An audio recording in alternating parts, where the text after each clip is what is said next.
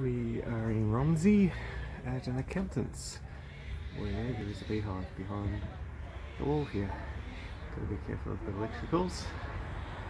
Sometimes people are a bit lazy with them and just lay them across the back of the boards, which isn't compliant, but they do it anyway. So let's see what we've got. Okay, a little hive that's building off a hive that had previously been in here that had been poisoned. So I'll quickly cut some comb up top so queen doesn't run up, and then we'll worry about this tiny hive. Okay, because there was an old hive, I've had to cut more boards than expected, and also to grab the bees that are down here. I suspect queen fell off the comb and so bees followed her down. Anyway, we'll catch the queen, frame up what we've got, and then make a stand for the hive. Okay, in the end, I had to take off heaps of boards to expose the old hive. I've got still quite a few bees up there,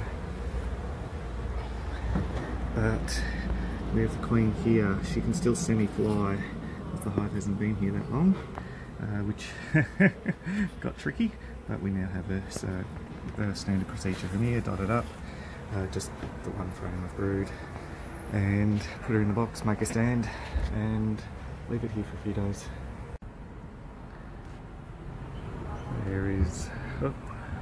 There's the queen. Got a pink dot on her back now. We'll put her in the cage, hang her between the frames, and we're almost done. And made a stand for the hive. Used a couple of boards I'd cut.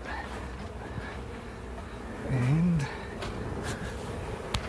we now have fanning at the entrance and bees heading in, which should be a couple of hours, and they will have all moved into their new spot. Awesome.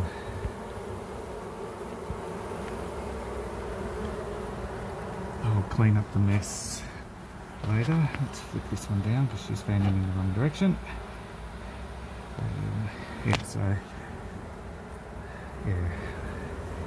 We'll clean this up once I collect the hive, and that'll be it.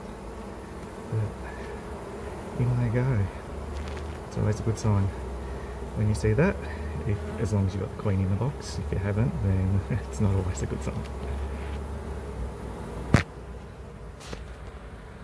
Okay, we have a tree beehive. The entrance was originally at the lower half swirl, you can see that I trimmed off, and now they're using the upper area predominantly, although there are some bees floating around to the new old area. I was told it had only been here for a week, but it's more a case they've only been aggressive for a week. Upon further investigation, wife thought it had only been here for a week, but hubby informs me it's been here for a long time, but they've never bothered him. What's happened is recently they've swarmed, or recently within the last 8 weeks they've swarmed, and they've created a new queen. Every new queen that comes out has a 5%-ish chance of being an aggressive queen, where her daughters will then be aggressive. So now that her daughters are coming through, these bees are happily stinging everyone in the area, which is never fun. It's just how the temperament of a hive can change relatively quickly when a new queen comes along. But it goes about another 20 centimetres down below where I've managed to cut out in the timber, but I can't afford to take any more timber out, otherwise I'm going to destabilise both trunks so much the tree falls over, which we don't want to do. But I also don't want to cut the hive out when it's got sawdust all through it. because that just makes it messy later on. So I'm going to have to put some sheets, old clothes the lady gave me, up as sort of like a wall here. I'll screw it into the tree, just to act like a little wind break. That way the bees shouldn't abscond. They'll clean up the hive over the space of a week or so, and then I'll come back and actually do the relocation. Better do it that way than rush it now and make a mess. And here we have the old clothing, just used as a windbreak and daybreak, so fingers crossed the bees don't abscond while they clean the hive. And then I can come back in a week, expose the hive just by taking the screws out and dropping the clothes on the ground, and then I can do the fun part of actually relocating a clean hive, rather than as it is at the moment, quite dusty and messy, and it'll be much harder on the bees if I do it right now. There we go. And here we are in Kyneton. I'm taking off more board than I need to because they asked me to make as little cuts as possible, so since the top 4 boards need to come off in the right hand corner, I'm only cutting 2 boards. If I cut there, the hive only moved in about 4 days ago, so I'm not expecting to have to frame up too much. Time will tell.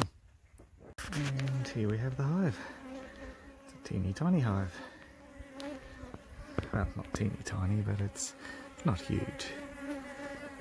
I may need to get this piece out though, but I'm not sure if I'm going to be able to. It's just difficult to get the knife up in there. We'll play it all by ear.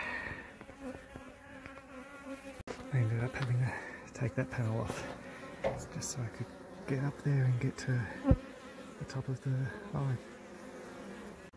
Working away doing the cutout, we've got a little native bee, solitary native bee. Come and check out the hive, possibly looking for resources. Okay, we've started filling the cavity with old clothing, and haven't got the queen yet because just here under the bees, above the bees, sorry, there's a hole in the top plate. So Queenie will manage to escape into the top plate of the, so into the roof cavity. So she's now here somewhere. So while she's safe, I'm going to build the frame to put the hive on. I'll fill the cavity a bit more with clothing, and then I'll use smoke to push her out, and fingers crossed down into the box. Okie dokies. I've filled up this cavity and the main cavity. Bees are running into the hive, and they're telling all the others to come on inside as well. That's what the fanning is, so it's looking good. I suspect, all going well, Queenie will come out of her hiding spot without me having to smoke them. So there we go.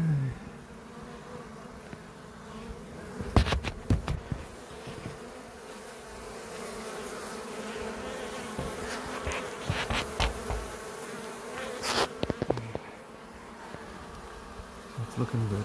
Everything's all looking like it should.